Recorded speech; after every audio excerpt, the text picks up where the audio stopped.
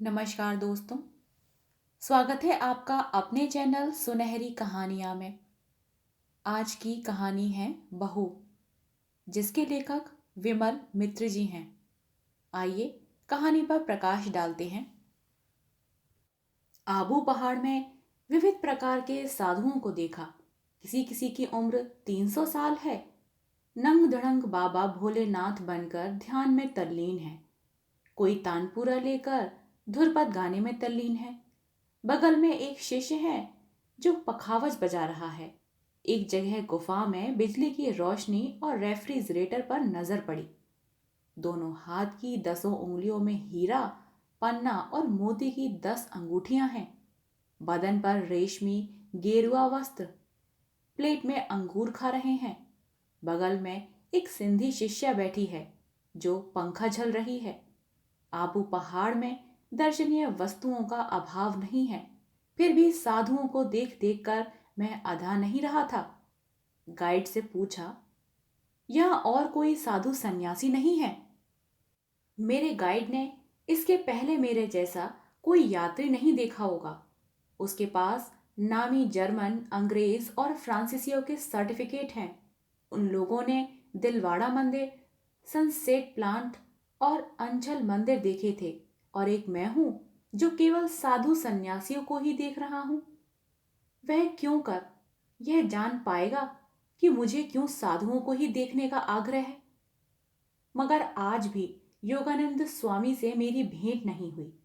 कुंभ का मेला, पुष्कर तीर्थ, केदारनाथ, गौमुखी इत्यादि किसी भी तीर्थ स्थान को देखना मैंने बाकी नहीं रख छोड़ा है।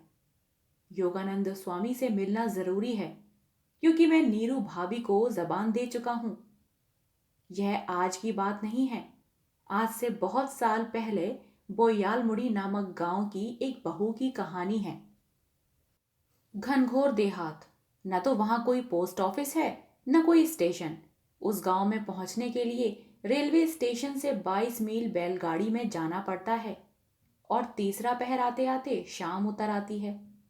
बंसवारी और चमगादड़ों का मेला लगा रहता है। आदमी भी वहां वास करते हैं। हाथ में बांस की लाठी थामे 2-4 आदमी रास्ते में दिख ही जाते हैं, वह भी कभी कभी। खांसी की आवाज होती है तो समझ में आता है कि आसपास कहीं आदमी है। गर्मी की छुट्टी थी। मेरी विधवा बुआ के पास जो जमीन जायदाद है वह सब बोयालमुड़ी में ही है। मालगुजारी वगैरह चुकाने के बाद अगर 5 रुपए भी घर में आ जाएं तो उसे लाभ ही कहेंगे। हर साल वहां जाकर यदि वसूली की जाए तो बुआ जी के हाथ में कुछ पैसे आ सकते हैं, लेकिन वहां जाने वाले आदमी की ही कमी है।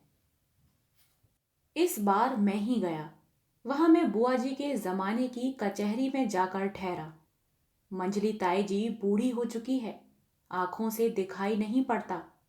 सहन में धूप में बैठी थी। बोली, छोड़ो छोड़ो बेटा, पैर छूने की कोई जरूरत नहीं। उसके बाद चिल्ला उठी, अरे ओ बहू, कहाँ गई? देख, यतीन का लड़का आया है।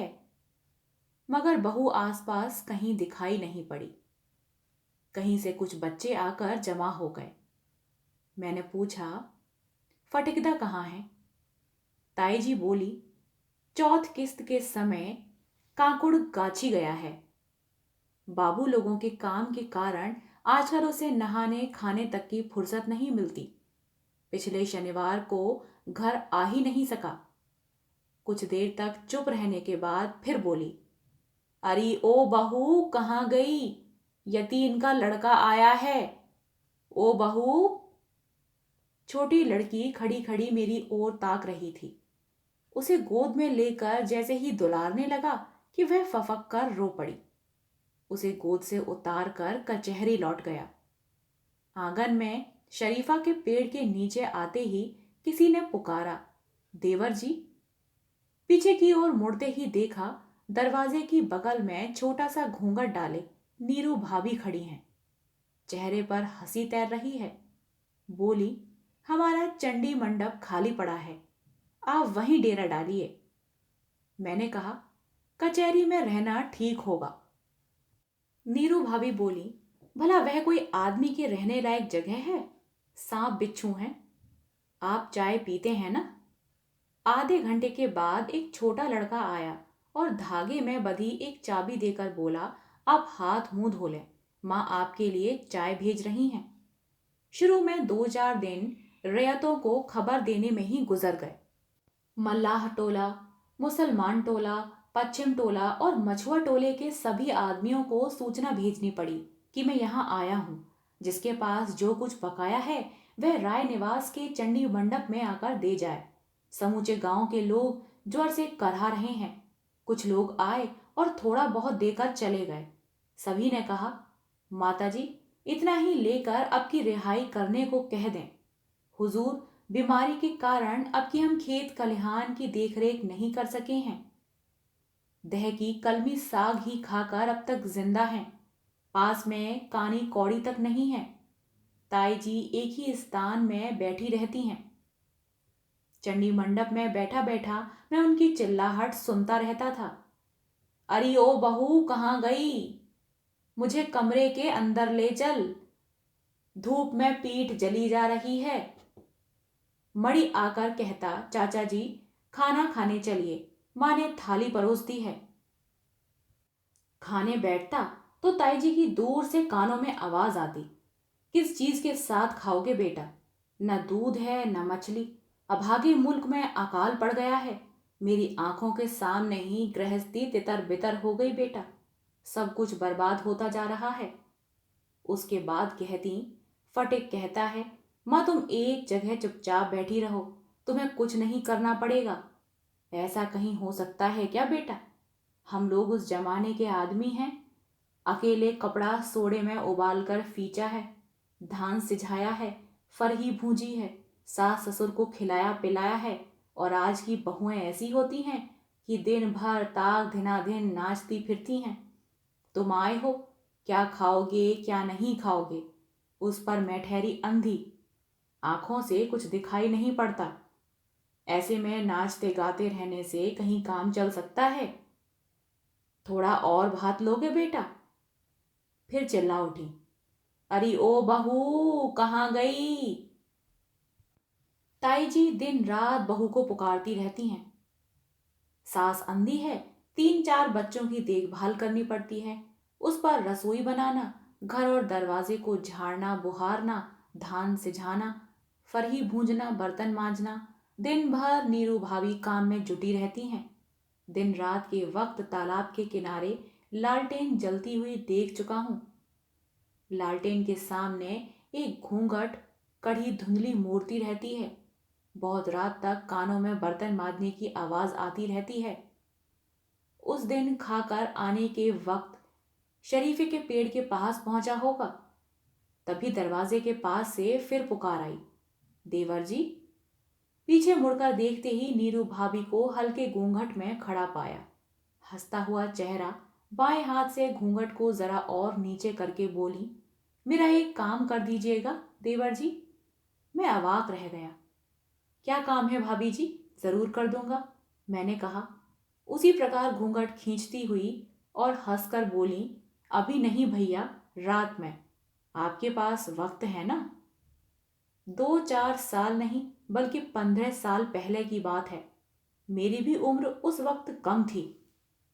अब भी कामकाज के दौरान बीच बीच में नीरू भाभी की बातें याद आती हैं। बहुत तकलीफ से गृहस्थी चल रही थी। संपन्नता का कहीं लेश नहीं था। एक ही साड़ी को सोडे में उबाल कर फींच कर पहनना पड़ता था। रात को साड़ी को उतार कर फिचे हुए कपड़े को पहनकर विधवा सास के लिए जल्दी जल्दी रसोई बनानी पड़ती थी। उसके बाद नींद टूटते ही बच्चों का झुंड अपनी फरमाइशें रखने लगता था। जेठ विदेश में जमींदार के यहाँ सिरेश्तेदार का काम करता था। सप्ताह में एक दिन घर आता था। वह अपने साथ महीने भर के लिए तेल नमक हल्दी मसाला वगैरह ले आता था। कभी कभी महीने भर तक लापता रहता था। कहाँ है, जिंदा है या नहीं, यह भी जानने का कोई उपाय नहीं था। हो सकता है खाना पिलाना खत्म कर आधी रात के वक्त वह तालाब के किनारे बर्तन मल रही हो, बाल बच्चों को बहलाकर सुला दिया हो और खुद भी खाना खा लिया हो। तभी गुलाम मुल्ला की गाड़ी पर माल लदवा कर फटिकदा आ जाए। माँ जग जाती है और रोना शुरू कर देती है। कहती है, मुझे ऐसी नौकरी की जरूरत नहीं, मैं जिंदा हूं या मर गई इसकी खबर तक नहीं लेता है। फटिकदा बड़ा ही मातृभक्त है। माँ के लिए पान सुपारी ईश का गुड़ ले आया है। सबको एक एक कर उतारते हुए कहता है, माँ तुम कैसी हो। बूढ़ी अपनी रुलाई थाम नहीं पाती है। कहती है, किसी दिन आने पर खबर मिलेगी कि मैं मर चुकी हूं। महुआ टोले के आदमी कंधे पर रखकर मसान में जला आए हैं, तब तू मुझे नहीं देख पाएगा। फटिकदा झाड़ी से हाथ पैर धोता हुआ कहता है, तुम्हें क्या हुआ है? क्या होगा? मेरी मौत ही हो जाए तो अच्छा हो। इस बात के बाद फटिकदा के लिए कुछ कहने को बाकी ही नहीं रह जाता। पूछता है, मल्लाह टोले के सरदार का क्या हाल चाल है माँ? इस बार गठिया की बीमारी से उसकी हालत बहुत नाजुक हो गई थी। कुछ देर तक खामोशी छाई रहती है। उसके बाद वह फिर पूछता है, पश्चिम टोले के उमेश ढाली को सन्निपात ज्वर हुआ था, वह कैसा है, कुछ सुना है? माँ कहती है, मैं खुद अपनी परेशानियों से मरी जा रही हूं, ऐसी हालत में किस किस की खबर रखूं? मेरा कौन अपना आदमी है जो खबर पहुंचा जाए? कितने बहू बेटे हैं? तू विदेश में पड़ा रहता है। मेरी बहू भी जिंदा नहीं रही। एक और लड़का था जो इस कुलक्षणा बहू के व्यवहार से परेशान होकर वैरागी बन गया। उसके बाद आंखों के आंसू पोंछ कर और रुलाई रोक कर कहती है, और जो भी हो वह बड़ी ही कुशल गृहिणी है। मुझ में इतनी हिम्मत कहाँ कि मैं उसे हुक्म करूं। रसोई बनाकर खिला देती है, इसी पर कितना ताना मारती है। फटिकदा कहता है, छोटी बहू तो तुम्हारी सेवा करती है माँ। बात जैसे ही कानों में पहुंचती है, सास उछल पड़ती है, जिस तरह सांप पर नजर पड़ते ही कोई चेहूक उठा हो। कहती है, मेरी सेवा करेगी? तब तो हो चुका, मेरे जैसी सास मिली है। नहीं तो? नहीं तो क्या? कहना ही नहीं हो सका। छोटी बहू घूंघट काढ़े गरम तेल की कटोरी लेकर आई। बोली, आपके लिए मालिश का तेल लाई हूं माँ, मालिश कर दूं? ताई जी आग बबूला हो गई। बोली, देख, अब तुझे देखकर सास की खातिर सेवा हो रही है। रोज रोज यह बात कहूं तो तू यकीन नहीं करेगा फटे। दिन भर तेल तेल कहकर चिल्लाती रहती हूं। बातचीत करने से तकलीफ महसूस होती है। सोचती हूँ मालिश करने से थोड़ी राहत मिलेगी। गरम तेल लाकर दे दे तो मैं खुद ही मालिश कर लूं, वह भी नहीं मिलता। अभी तुझको देखकर मेरी सेवा जतन करने आई है।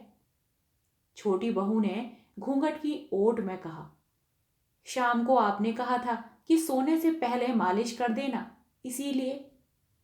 बकवास मत करो बहू, सास से बकवास करना ठीक नहीं होता। सास उम्र में बड़ी होती है।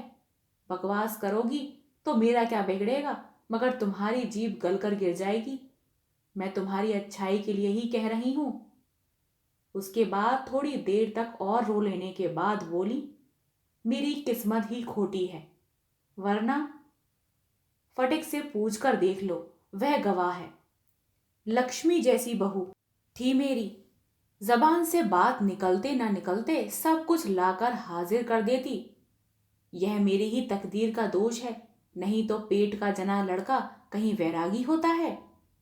उसे कौन सा दुख था, मैंने बड़ा पाप किया था। छोटी बहू सास को पहचानती है, फिर भी गरम तेल लेकर मालिश करने को आगे बढ़ी, मगर सास ने तेल की कटोरी उठाकर आंगन में फेंक दी। मेरी मालिश ही अभी जरूरी है। देख रहा है ना फटिक, देख ले, तू तो विदेश में रहता है, मैं घर पर कितना सुखी से रह रही हूं, तू अपनी आंखों से देख ले। मेरा लड़का विदेश से थका मांदा आया है, भूख से मेरे लाडले के प्राण झटपटा रहे हैं। पहले उसके लिए रसोई बनाना जरूरी है या मेरी मालिश? अपना जना कोई बाल बच्चा होता तो मां का दिल समझ सकती थी। बहू ने कहा, भात बन चुका है मां, अब शोरबा पक रहा है। फटिक शायद सब कुछ सुन रहा था। बोला, नहीं नहीं माँ, मेरे लिए खाना बनाने की जरूरत नहीं, मैं कैस्टोगंज में खाना खा चुका हूँ। शशि विश्वास से मुलाकात हो गई, बिना खिलाए नहीं छोड़ा। मैं कहना ही भूल गया। माँ और जोर से रो पड़ी। खाकर तो तू आएगा ही बेटा, जानता ही है घर पर कोई नहीं है। मेरी आंखें ठीक रहती तो क्या घर की यह हालत होती। जाए सब भाड़ चूल्हे में। छोटा बेटा चला ही गया, अब तू भी वैरागी हो जा। मैं अब कितने दिन जिंदा रहूंगी। इसके बाद यह पिशाचिन। अरे ओ बहू, सुन रही हो? हर रोज ऐसा ही होता है। खाते वक्त मणि पूछता है, चाचा जी थोड़ा सा भात और दिया जाए? माँ पूछ रही है। रसोई घर की ओर ताकता हूं तो वहीं हंसता हुआ चेहरा नजर आता है। घूंघट से चेहरा ढककर उसकी ओर से मुस्कुरा रही है। मणि कहता है, जानते हैं चाचा जी, आज माँ गिर पड़ी थी।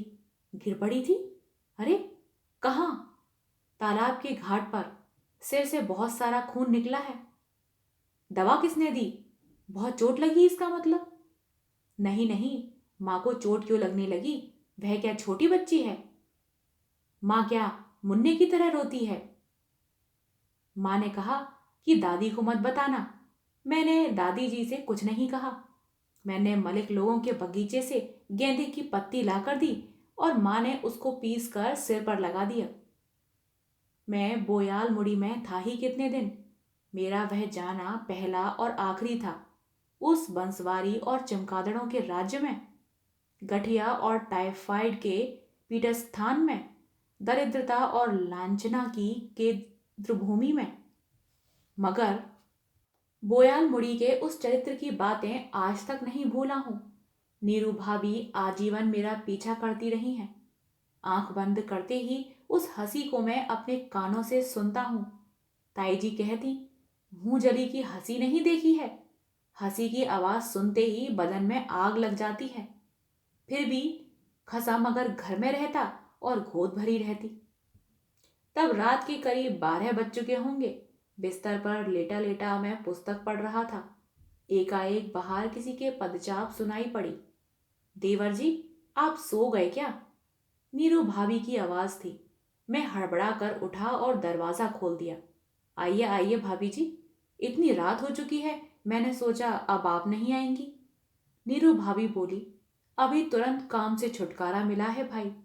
बर्तन मांजने के बाद रसोई घर साफ करना पड़ा। उसके बाद मुन्ने की कथरी बदलकर सास के सिरहाने पानी का लोटा रखाई। सब कुछ करने धरने के बाद आई हूं। काम का तो कोई अंत नहीं है भाई। यह कहकर नीरू भाभी हंसने लगी। देखा, लाल किनारी की साड़ी को देह में अच्छी तरह लपेट कर आई हैं। आहिस्ता से दरवाजे को बंद कर नीरू भाभी बिस्तर के एक कोने में बैठ गई। मैंने कहा, आप पाँव ऊपर कर अच्छी तरह से बिस्तर पर बैठिए भाभी जी, मैं इस कुर्सी पर बैठ जाता हूं। नीरू भाभी बोली, तब तो हो चुका, मेरा इतना खातिर सम्मान मत करें। आप 2 दिन के लिए आए हैं, जाकर कहेंगे कि मान खातिर करना नहीं जानती, बिल्कुल जंगली आदमी है। घर जाकर बोयाल मुड़ी की भरपूर निंदा कीजिएगा ना। आपकी भला कोई निंदा कर सकता है भाभी जी? नीरू भाभी बोली, यह सब आप मुंह के सामने कह रहे हैं। मैं आप लोगों को अच्छी तरह पहचानती हूँ। कलकत्ते के रहने वाले कहीं सीधे साधे होते हैं? कलकत्ते के आदमी बहुत बुरे होते हैं भाभी जी। नीरू भाभी गाल पर हाथ रखकर हंसने लगी। बाप रे, मैंने ऐसे कब कहा? मैंने आपको बुरा कब कहा? मैं रात दिन इस चिंता में रहती हूँ कि आप पेट भर कर नहीं खाते। भात के साथ जो चीजें देती हूँ उससे। एक ही क्षण में नीरू भाभी के चेहरे का भाव बदल गया। दूर बंसवारी की ओर से एक सियार की भौंकने की आवाज आने लगी। उसके बाद बहुत से सियारों की आवाजें गूंजने लगी। नीरू भाभी चहक उठी, मानो उनकी संज्ञा लौट आई हो। आपने अपना काम नहीं बताया, मैंने कहा। नीरू भाभी बोली, आपको जरा कष्ट देने आई हूं भाई, कुछ अन्यथा नहीं मानिएगा। नहीं नहीं, कष्ट की क्या बात है, आप बताइए क्या काम है। नीरू भाभी फिर भी दुविधाग्रस्त होकर बैठी रहीं। बोली, आप सच कह रहे हैं, कुछ अन्यथा नहीं मानिएगा। सच सच बताइए, वादा कीजिए। पहले बताइए कि क्या काम है। नीरू भाभी बोली, नहीं भैया, मैं किसी को कष्ट नहीं देना चाहती। कष्ट देने से मेरी ही हानि होगी। कहिए ठीक कह रही हूं ना? दूसरे को कष्ट देने से अगले जन्म में मुझे कष्ट उठाना पड़ेगा, कोई जाने या न जाने। मगर चित्रगुप्त के खाते में तो सब लिखा जाता है ना। मैंने कुछ और न कहकर इतना ही कहा, आपको तो हर कोई कष्ट देता है। नीरू भाभी जैसे अवाक हो गई। कौन मुझे कष्ट देता है? उन्होंने पूछा। मैंने कहा, आपको कोई कष्ट नहीं देता। देने दीजिए, मैं उसे कष्ट के रूप में लेती ही नहीं। इस जन्म में मुझे जो कष्ट देगा, अगले जन्म में उसे कष्ट भोगना होगा। मैंने शायद पिछले जन्म में दूसरों को कष्ट दिया था, मगर माथे के ऊपर भगवान है और वह सब कुछ देखता रहता है। कहिए, देखता है ना देवर जी? उस दिन मैं ईश्वर के अस्तित्व के संबंध में अनेक तर्क कर सकता था, लेकिन नीरू भाभी के सामने बैठे रहने के कारण मेरा विश्वास, अविश्वास और दुविधा न जाने एक ही क्षण में कहाँ अंतर्धान हो गए। उस आधी रात के अंधेरे परिवेश में चारों ओर फैली बंसवारी और चमगादड़ों के पीठस्थान में एक धुंधली रोशनी से भरे चंडी मंडप में बैठकर नीरू भाभी से तर्क करने की दुष्प्रवृत्ति मेरे मन में क्यों नहीं जगी? उसका कारण संभवतः एकमात्र मैं ही जानता हूं। अचानक नीरू भाभी ने कहा, खैर, अब काम की बात करनी चाहिए। यह कहकर उन्होंने शमीज के अंदर से 3 पैसे का एक जोड़ा पोस्ट कार्ड बाहर निकाला। बोली, राधु की मां की मार्फत यह पोस्ट कार्ड मंगाया है, मगर लिखने के अभाव के चलते पड़ा हुआ है।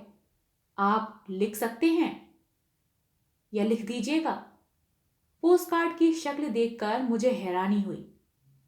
बहुत दिनों से अव्यवस्थित पड़े रहने से गर्द मैला हो गया था। अब लिखने से स्याही फैल जाएगी। मैंने पूछा, इसे कब खरीदा था? कितने साल पहले? नीरू भाभी ने कहा, कितने साल पहले खरीदा है, क्या याद है? मैं अगर पढ़ना लिखना जानती तो मेरे लिए चिंता की कौन सी बात थी। पोस्ट कार्ड को खींच खांच कर मैंने सीधा किया और पूछा, किसे लिखना है? मेरी मां को। पता क्या है? मेरे भाई का नाम लिखिए, श्रीयुत माखनलाल भट्टाचार्य, और उसके ऊपर मेरी मां का नाम लिख दीजिए। डाकघर का नाम बड़मा तल्ला, घर नींबू तल्ला। बस इतना लिखने से ही चिट्ठी पहुंच जाएगी। मैंने खुद नींबू का बिरवा लगाया है। इतना बड़ा बड़ा नींबू फलता है। जानते हैं देवर जी, बासी भात में निचोड़ कर खाने से कितना स्वादिष्ट खाना हो जाता है। माखन कहता था, यह मेरा नींबू का बिरवा है, और मैं कहती थी मेरा है। बस इसी बात पर हम दोनों में झगड़ा छिड़ जाता था। कुछ देर चुप रहने के बाद नीरू भाभी पुनः बोली, अच्छा आप बताइए देवर जी, पिताजी ने अपने बगीचे में नींबू का पौधा लाकर मुझे दिया। मैंने अपने बगीचे में उसे रोपा, उसने सिर्फ सींचा है। ऐसी हालत में बिरवा मेरा हुआ या उसका? आप ही इंसाफ करें देवर जी। मैंने कहा, पौधा लाकर आपने रोपा है, इसीलिए बिरवा आपका ही हुआ। नीरू भाभी बोली, मगर माखन यह बात मानने को तैयार ही नहीं है। उसकी देह में ज्यादा ताकत है, मुझे धक्का मुक्का मारता है। माँ यह सब देखती रहती है, उल्टा मुझे ही डांटती फटकारती थी। माँ कहती, गलती तेरी ही है, 2 दिन बाद तेरा ब्याह होगा, ससुराल की जिम्मेदारी संभालनी होगी, पति होगा, बाल बच्चे होंगे, फिर औरत जात होकर भाई से क्यों झगड़ती है? माँ की बात सुन चुके ना देवर जी, उनका इंसाफ देख लिया ना। मैंने कहा, आपका कहना बिल्कुल सही है। नीरू भाभी ने कहा, उसके बाद आया मेरी शादी का दिन। उस समय मेरी उम्र 10 साल होगी। बाहर दूल्हा आया है, हारानी दूल्हा देखने आई है। मैंने फुसफुसा कर हारानी से पूछा, मेरा दूल्हा देखने में कैसा है? उस समय मैं बहुत छोटी थी ना, किसे दूल्हा और किसे दुल्हन कहा जाता है कुछ भी मालूम नहीं था। माँ के कानों में भनक पहुंची, इतनी बिगड़ी कि क्या बताऊं देवर जी। कहने लगी, मुंहजली ने हया शर्म ताक पर रख रखी है। अभी से दूल्हा दूल्हा कहना सीख गई है। ससुराल में जब लाठी जूते बरसेंगे, सास जब पीठ पकड़कर मारेगी तो रोते रोते दम निकलेगा। तब मेरी बात मीठी लगेगी। यह लड़की मुझे बिना मारे दम नहीं लेगी। यही सब। कुछ देर तक खामोश रहने के बाद फिर कहने लगी, 10 साल की उम्र में इतनी अक्ल कहाँ से आ सकती है। अब भला यह बात समझ में आती है कि माँ जो कहती थी मेरी भलाई के लिए ही कहती थी। मुझे ससुराल के लोग प्यार करें इसीलिए उतना सिखाती थी। तब उतनी समझ ही कहाँ थी। माँ का डांटना फटकारना वाजिब है। माँ से बढ़कर दुनिया में कोई नहीं होता देवर जी। मैंने कहा, आप बिल्कुल सही कह रही हैं। नीरू भाभी एकाएक चौंक उठी। बोली, खैर ये सब बेकार की बात है। आप लिखना शुरू कीजिए। क्या लिखूं? मैंने पूछा। लिखिए, तुम्हारे लिए मेरा मन बड़ा ही उदास रहा करता है। मैं सिर्फ तुम्हारे बारे में ही सोचा करती हूं। तुमसे मिलने की इच्छा होती है। बस यही सब लिखिए। मैंने लिख दिया। पूछा, उसके बाद? नीरू भाभी ने कहा, क्या लिखा है एक बार तो पढ़िए। मैंने पढ़कर सुनाया। नीरू भाभी ने कहा, ठीक है, अब हारानी की बातें लिखिए। हारानी कहाँ है, ससुराल में या मायके में? मायके आती है या नहीं? हारानी के कितने बाल बच्चे हैं? और लिखिए, माखन को भेजकर एक बार मुझे वहां बुलवा लो। मुझे मायके जाने की बेहद इच्छा है। खर्च के लिए फिक्र करने की जरूरत नहीं। अपने हाथ का कंगन बंधक रखकर मैं गाड़ी के किराए का इंतजाम कर लूंगी। माँ के लिए मैंने एक सफेद जोड़ा बिना किनारे की धोती खरीदी है और माखन की औरत के लिए बैगनी रंग की साड़ी। यहाँ से जाते वक्त माखन के बाल बच्चों के लिए चीनी की चाशनीदार 2 हांडी मुड़की लेती जाऊंगी। अब इस दुनिया में कितने दिन जिंदा रहना है। कुछ देर तक चुप्पी साधे रहने के बाद बोली, क्या लिखा एक बार पढ़िए तो देवर जी। आहिस्ता आहिस्ता रात काफी गहरा गई।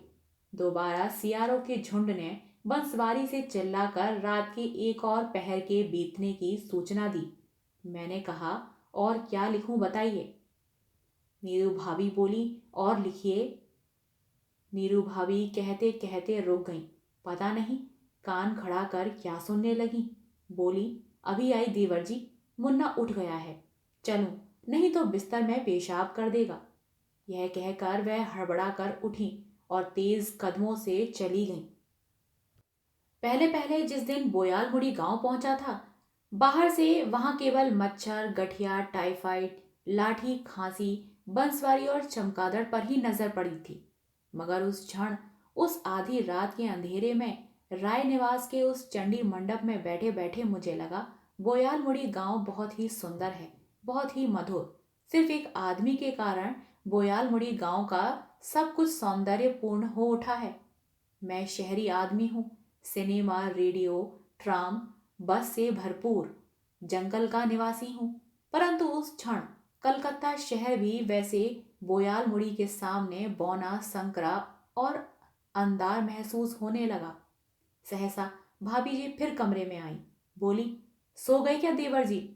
आपको तकलीफ हो रही है तो आज रहने दीजिए ना भाभी जी। मैं और 2 दिन ठहरूंगा।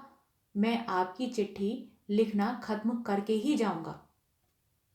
नहीं भैया, आज बहुत दिनों के बाद चिट्ठी लिखी जा रही है। बहुत दिनों से माँ की कोई खबर नहीं मिली। मन बहुत बेचैन रहता है। माखन चिट्ठी भेज सकता था। कहिए, वह 3 पैसे खर्च कर 2 पंक्ति नहीं लिख सकता है? और होता तो मेरे दिल की बात जानता। मानती हैं, तेरी हालत अच्छी नहीं है। मुझे ले जाकर खिलाने के लायक तेरे पास पैसे नहीं हैं। कर्ज लेकर, यजमानों से भीख मांगकर तुझे इतने इतने बाल बच्चों की रोजी रोटी चलानी पड़ती है। मगर बात महज 3 पैसे की है। और अगर कहता तो 3 पैसे मैं ही दे देती। कहते कहते भाभी जी कुछ देर के लिए खामोश हो गई। उसके बाद हंसने लगी। असली बात यह नहीं है। असली बात क्या है जानते हैं देवर जी? क्या? मैंने पूछा। असल में वह मुझसे रूठ गया है। आपसे रूठ गए हैं? हाँ। रूठने के अलावा दूसरी कोई बात नहीं है। मेरे ससुराल की हालत ठीक है। जेठ जमींदार के इस रिश्ते में काम करते हैं। गृहस्थी का खर्च चलाने के लिए मेरे हाथ में रुपया पैसा रहता है। यह बात उन लोगों को मालूम है। मैं उनकी गृहस्थी का खर्च चलाने के लिए पैसे क्यों नहीं भेजती हूँ। असली बात यही है। सो आप तो राय निवास की हालत देख ही रहे हैं देवर जी। जब बोलबाला था उन दिनों की बात कुछ और थी, मगर अब तो ऐसी हालत है कि भात के साथ आपको खाने के लिए क्या दूं, मुझे यही चिंता लगी रहती है। गुड़ फरी से बच्चों को भले ही बहला लूं, मगर बूढ़ी सास को कैसे समझाऊं। वे कुछ भी नहीं समझती। सच कहिए तो मेरी अपनी गृहस्थी नामक कोई चीज तो है नहीं। कहिए ना। मैंने कहा, क्यों? आप नहीं क्यों कह रही हैं भाभी जी? आपके जेठ के बाल बच्चे भी तो आपके अपने बाल बच्चे जैसे हैं। वे तो आपको ही माँ कहकर पुकारते हैं। सो तो है, मगर अपने पेट के बच्चे और पराये के बच्चे एक जैसे तो नहीं हो सकते। मेरी जेठानी जब जिंदा थी वे कहा करती थी, तू अच्छी है, कोई झंझट झमेला नहीं। वही जेठानी कहाँ गई और मैं ही अब कहाँ हूं। उनके बाल बच्चों को लेकर ही मेरी गृहस्थी है। मेरे जेठ बीच बीच में आकर उन्हें देख सुन जाते हैं और हर महीने पैसे भेजकर निश्चिंत हो जाते हैं। मगर परेशानी तो मुझे ही उठानी पड़ती है। सो वे चाहे जेठानी के बच्चे हों, चाहे अपने पेट के ही बच्चे क्यों ना हो। माँ के पास जाइएगा तो बच्चों को क्या अपने साथ लेते जाइएगा, वरना उनकी देखभाल कौन करेगा। नीरू भाभी का चेहरा एकाएक भुज गया। बोली, इस पर भी मैंने बीच बीच में सोचा विचारा है देवर जी। कहती जरूर हूं मायके जाऊंगी, मगर इनकी देखभाल कौन करेगा। मैं अगर एक क्षण भी उनकी आंखों से ओट हो जाऊं तो वे बेचैन हो उठते हैं। कौन उन्हें कुर्ता पहना देगा, कौन खिलाएगा पिलाएगा, कौन नहलाएगा। एक पल चुप रहने के बाद नीरू भाभी ने फिर कहा, मेरी बला से कौन उनकी चिंता में घुलता रहे। इस दुनिया की हालत आप देख ही रहे हैं देवर जी। सभी अपने अपने स्वार्थ की बातें सोचते हैं। जब वे बड़े हो जाएंगे तो यह बात उनकी समझ में आ जाएगी कि मैं उनकी कौन होती हूँ। कहा जा सकता है कि कोई भी नहीं। कहते कहते नीरू भाभी सहसा चुप हो गई और बोली, लगता है मुन्ना रो रहा है। मैं कान खड़ा कर सुनने लगा। बोला, कहाँ कहाँ कोई रो रहा है? लीजिए, मुझे हमेशा ही लगता रहता है। लगता है सोई हालत में कहीं मुन्ना खाट से न गिर पड़े। रात में नींद नहीं आती, दिन में चैन नहीं मिलता। मेरी जेठानी क्या मरी, मुझे खूब कसकर डोरी से बांध कर चली गई। इस गृहस्थी को छोड़कर कहीं भाग जाऊं तो मेरी जान बचे। इच्छा होती है जहां ये दो आंखें ले जाएं वहीं भाग कर चली जाऊं। मगर ये बच्चे, ये अंधी सास, आपने देखा ही है। मुझे कितना डांटती फटकारती रहती हैं, मगर आंखों से जरा ओट होते ही पुकारने लगती हैं, बहू ओ बहू। बुढ़ापे में उनके मुंह से भगवान का नाम कभी नहीं निकलता है। राधा कृष्ण का नाम नहीं जपती, सिर्फ बहू और बहू, मानो बहू ही उनका ध्यान योग और तप हो। नीरू भाभी एकाएक बोली, खैर ये तो बेकार की बातें हैं। आप 2 दिन के लिए आए हैं और आपको अपनी बातें सुनाकर कष्ट दे रही हूं। छी छी, और आप सो भी नहीं पाए। मैंने कहा, मुझे क्या कष्ट हो रहा है? आप ही को पौ फटते फटते बिछावन छोड़कर उठ जाना पड़ेगा। नीरू भाभी ने उसी तरह हंसते हुए कहा, मेरी बात छोड़िए देवर जी। मैं ठहरी तालाब का घाट, गोबर से लिपाई करते करते और रसोई बनाते बनाते ही इस दुनिया से चली जाऊंगी। मगर आज तक इसका लेखा जोखा नहीं हुआ कि गृहस्थी किसकी है और कौन खटकर मर रहा है।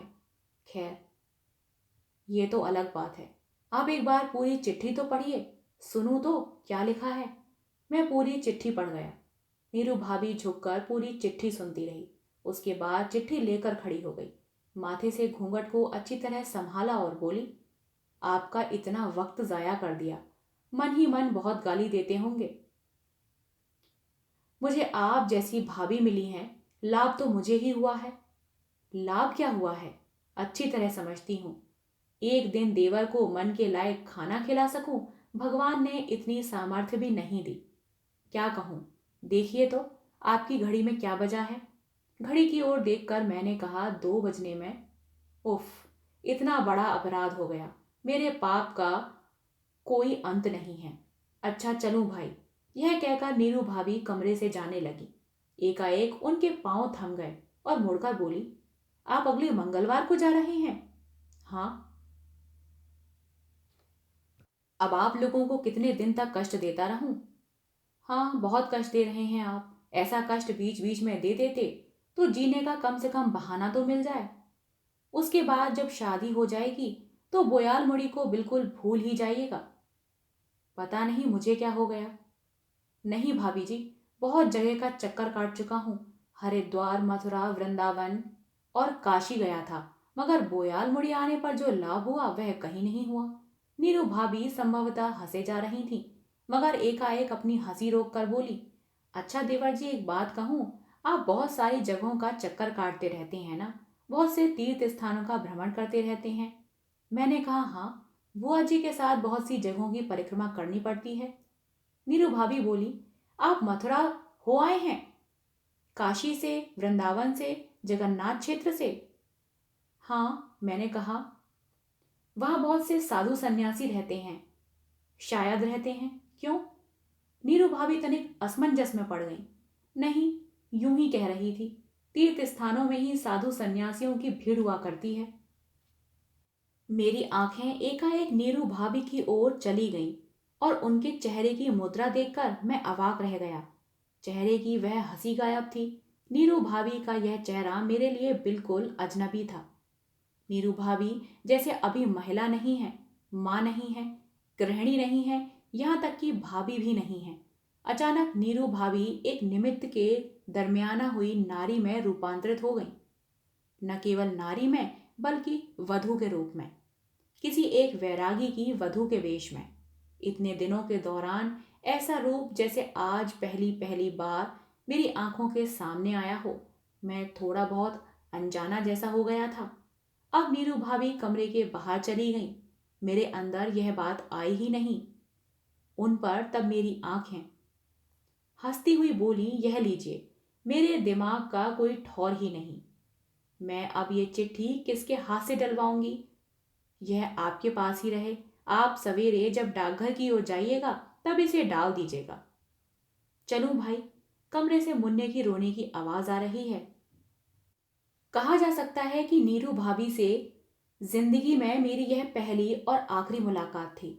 अब नीरू भाभी जिंदा है या नहीं, कह नहीं सकता। फटिकदा फटिकदा की अंधी माँ नीरू भाभी की वह दर्पण माला जिंदा है या नहीं, यह भी नहीं कह सकता, क्योंकि बुआ जी के मरते ही बोयाल मुड़ी से मेरा रिश्ता टूट चुका था। लेकिन नीरू भाभी की अपनी माँ से मुलाकात नहीं हुई, यह बात आज भी दृढ़ता पूर्वक कह सकता हूँ। असल में उस दिन उतनी रात तक मैं जिस पत्र को लिखता रहा था उसे डाकघर तक डाल ही नहीं पाया, क्योंकि डालने से मुझे मना किया गया था और इस मनाही का आदेश फटिकदा से ही मिला था। आज उसी घटना को सुना रहा हूँ। दूसरे दिन भोर के वक्त जब मेरी आंखें अच्छी तरह खुली भी नहीं थी कि राय निवास के चंडी मंडप के सामने एक बैलगाड़ी आकर रुकी। दरवाजा खोलने पर फटिकदा पर नजर गई।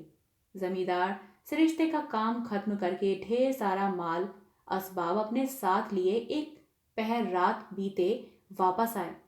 बदन पर कुर्ता डालकर मैं सुबह सुबह पत्र डालने के उद्देश्य से बाहर निकल रहा था। फटिकदा ने कहा, कौन क्या भैया? मैंने पूछा, आप अभी आए?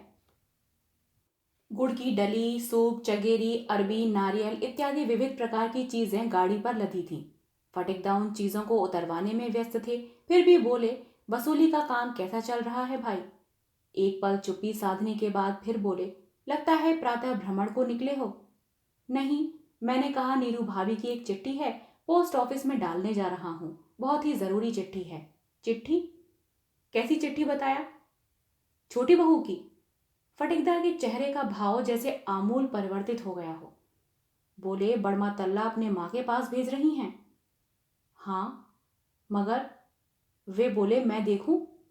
चिट्ठी देना। 2-4 पंक्तियां पढ़ते ही पता नहीं फटिकदा को क्या हुआ, कि चिट्ठी को उन्होंने चिंदी चिंदी कर दिया। बोले, इस चिट्ठी को भेजने से कोई काम नहीं होगा। भाई कुछ अन्यथा मत लेना। फिर भी मेरा विस्मय दुगना हो गया। फटिकदा बोले, छोटी बहू की यही नियति है। गोद में कोई बाल बच्चा नहीं, स्वामी वैरागी हो गया, उस पर उसकी माँ। सो माँ चाहे धनी हो या गरीब, माँ तो आखिर माँ होती है। फटिकदा कुछ कहना चाहते थे पर चुप हो गए। उसके बाद बोले, माँ भी जिंदा नहीं है। छोटी बहू को इसकी सूचना कैसे दूं, यही मन ही मन सोच रहा था। रैयतों के बीच जमीन बंदोबस्ती करने की खातिर बड़मा तल्ला गया था, वहीं यह खबर सुनने को मिली। बहू का भाई ऐसा निष्ठुर है कि सूचना तक न दी। एक तो छोटी बहू इतनी अशांति से घिरी रहती है, उस पर अगर माँ की मृत्यु की खबर उसे सुनाऊं तो पता नहीं नीरू भाभी को किसी दिन इसकी सूचना दी गई या नहीं। अगर पता चल गया होगा तो चेहरे की वह हंसी क्या हमेशा के लिए गायब हो गई होगी। बोयाल मड़ी से लौटने के लिए मन में इच्छा जगी थी कि नीरू भाभी से एक बार मिल आऊं। मैंने बहुत बार मौके की तलाश की, मगर घर पर जेठ के रहने के कारण वह अवसर आया ही नहीं। कानों में सिर्फ सास की आवाज आई थी, बहू ओ बहू, सुन रही हो। जब मैं बाहर निकलने लगा तो फटिकदा बोले, बुआ जी को साथ लेकर तुम्हें बहुत सारी जगहों पर चक्कर लगाना पड़ता है, एक काम करोगे? कहिए, मैंने कहा। फटिकदा बोले, मुझे वक्त नहीं मिलता और पहले की जैसी सामर्थ्य भी नहीं रही। हमारे मालिक इस बार कामाख्या गए थे। उन्होंने बताया कि मेरे भाई की शक्ल के एक साधु को उन्होंने वहां घूमते देखा था। पता नहीं क्या बात है। कुछ देर तक चुप रहकर बोले, केवल मेरे मालिक ही नहीं, बाराईपुर के कैलाश आचार्य भी पिछले साल श्री क्षेत्र गए थे। वह भी कह रहे थे हूबहू तुम्हारे भाई जैसा था। दाढ़ी मूछों से भरा, पकड़ा नहीं जा सका, खिसक कर कहीं चला गया। सो तब तुम भी जब इधर उधर जाते हो तो एक बार खोज खबर लो ना भाई, मेरी खातिर। उसकी औरत के बारे में सोचकर मन में बहुत तकलीफ पहुंचती है। कुछ भी हो, है तो आखिर औरत ही। उसके बाद मैं मथुरा, वृंदावन, काशी, कामाख्या, हरिद्वार, प्रयाग, पुष्कर आदि स्थानों से होकर आया हूँ। एक बार नहीं, अनेकों बार। बुआ जी तब तक जीवित थी जब तक जाना ही पड़ता था। अब अकेले जाया करता हूँ, चाहे मंदिर, पूजा पाठ इत्यादि देखूं या ना देखूं, मगर साधु सन्यासियों को देखना नहीं छोड़ता।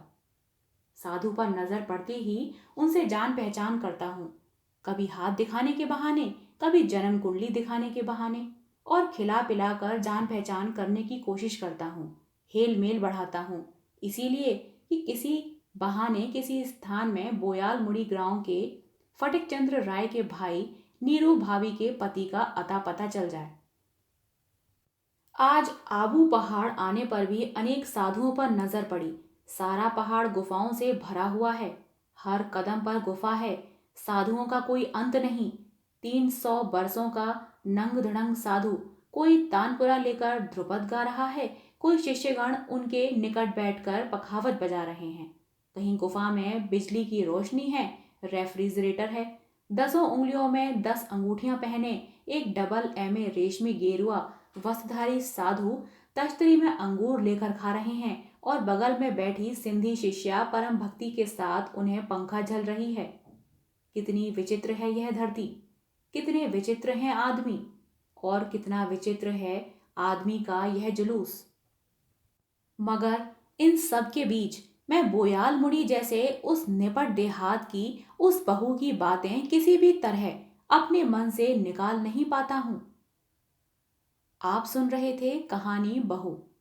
आशा करती हूं आपको यह कहानी पसंद आई हो। कहानी पसंद आई हो तो कृपया कहानी को लाइक और चैनल को सब्सक्राइब करिएगा। मिलते हैं एक नई कहानी के साथ, तब तक के लिए धन्यवाद।